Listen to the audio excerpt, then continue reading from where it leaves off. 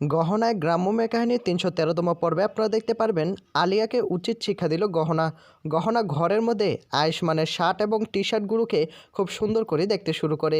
তার গ্রানগুলো তার কাছে খুব পছন্দের। আর তখনই গহনা হঠাৎ করে লক্ষ্য পায় যে আয়ুষ্মানের শার্টের মধ্যে রক্তের দাগ লেগে রয়েছে।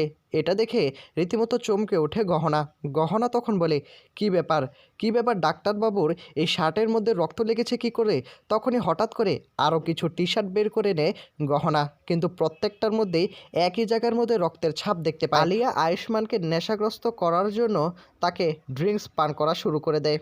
আর এদিকে গহনা ভীষণ রকম রাখতে শুরু করে। কিছুক্ষণ পরে আলিয়া সেখানে এসেই বলে, তোমার হাতে আয়ুষ্মানের শার্টগুলো কী করছে, আমার কাছে দাও। এই বলে তখন আলিয়া ভীষণ ভয় পেতে থাকে।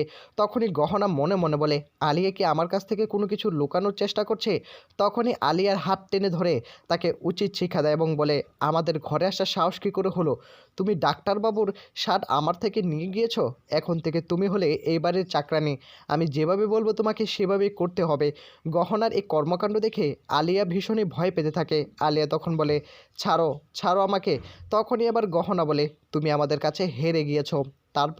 তারপরও তোমার জেদ কমছে না। তোমাকে আমি না উচিত শিক্ষা দিব। এই বলেই তখন আলিয়া এবং গহনা দুজনেই ভীষণই ঝগড়া লেগে যায়। এই ছিল আপডেট।